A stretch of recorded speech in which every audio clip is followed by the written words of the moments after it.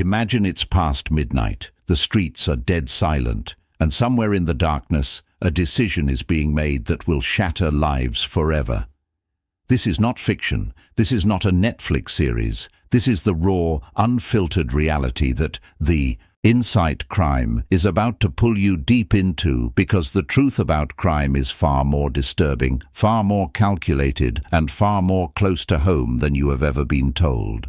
Every single day, across the cities and suburbs of this world, crimes are being committed not by monsters from another dimension, but by ordinary people. People who once had dreams, people who once sat in classrooms, people who once had families that loved them. And that terrifying reality is exactly what makes crime so deeply unsettling, because it reminds us that the line between a law-abiding citizen and a criminal is sometimes thinner than we dare to admit. The Federal Bureau of Investigation reports that in the United States alone, a violent crime occurs every 26 seconds, a property crime every 4 seconds, and yet, despite these staggering numbers, the majority of people walk through their lives believing that crime is something that happens to someone else, somewhere else, in some other neighborhood, until the day it doesn't. The Inside Crime exists for one reason and one reason alone: to rip away that comfortable illusion and replace it with something far more powerful, far more necessary, and far more life-changing, which is the truth. The psychology behind criminal behavior has fascinated and horrified researchers for over a century. And what they have uncovered is something that law enforcement agencies don't always want the public to fully understand: that most crimes are not random, most crimes are not impulsive, and most crimes follow a pattern so predictable that with the right knowledge, they could have been prevented entirely.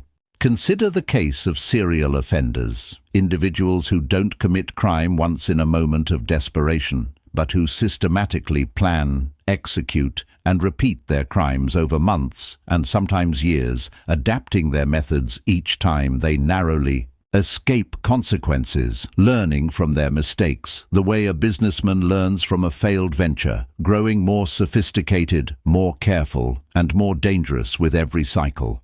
Forensic psychologists have identified that many of these individuals possess a chilling combination of traits: high intelligence paired with low empathy, a deep sense of entitlement masked behind a charming exterior, and an extraordinary ability to blend into normal society while hiding a secret life that would horrify everyone around them. These are not the wild-eyed strangers that parents warn their children about. These are coaches, neighbors, colleagues, and sometimes even respected community leaders.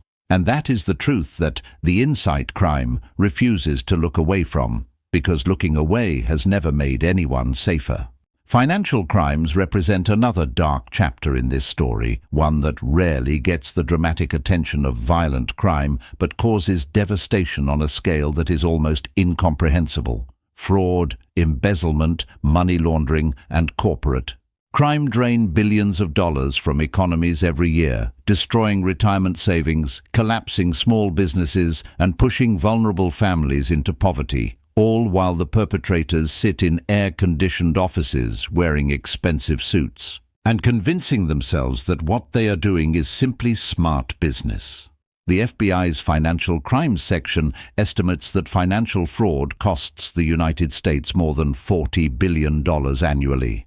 And yet conviction rates for white-collar crime remain dramatically lower than those for street crime, raising a deeply uncomfortable question about whether the justice system is truly blind, or whether it sees very clearly and simply chooses to look the other way, depending on the social status of the accused. Organized crime is yet another layer of this complex and terrifying world, a world that operates in the shadows of legitimate society, with its own hierarchy, its own code of conduct, its own economy, and its own brutal system of justice. And what makes modern organized crime so uniquely dangerous is that it has evolved far beyond the old stereotypes of gangsters and mob bosses operating out of smoky backrooms. Today's criminal organizations are transnational, technologically sophisticated, and deeply embedded in legal industries, using legitimate businesses as fronts to launder money, using encrypted communication to evade surveillance, and recruiting educated professionals, accountants, lawyers, and even law enforcement personnel to protect their operations from the inside. The United Nations Office on Drugs and Crime estimates that transnational organized crime generates approximately $870 billion per year, a figure that exceeds the GDP of many nations, and yet these organizations remain largely invisible to the average person operating in plain sight behind the facade of ordinary commerce. Then there is the digital frontier, the new battleground where crime has found its most powerful and most anonymous playground, where a single hacker operating from a basement in one country can steal the identities of millions of people in another country, where ransomware attacks can shut down hospitals and leave patients without critical care, where child exploitation material spreads through encrypted networks faster than law enforcement can ever hope to track it, and where the architecture of the Internet itself, designed for openness and freedom, has become the greatest tool for criminal enterprise the world has ever seen. Cybercrime is projected to cost the global economy over $10 trillion annually by 2025, a number so vast it almost loses meaning until you realize that behind every stolen credit card number is a real person whose financial security was violated. Behind every hacked medical record is a real patient whose most private information was exposed. And behind every ransomware payment is a real organization that was brought to its knees by an invisible enemy it never saw coming.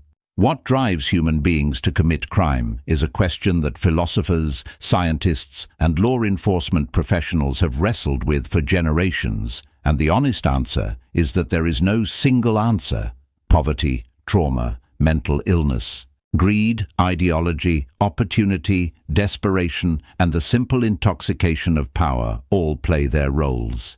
And understanding these factors is not about making excuses for criminal behavior. It is about building a society that is smart enough and honest, enough to address the root causes rather than simply reacting to the consequences. The insight crime believes in that kind of intelligence, the intelligence that asks hard questions, that challenges comfortable assumptions, that refuses to reduce complex human realities to simple narratives of good versus evil, because the moment we stop asking why, we lose our best chance of ever making things better.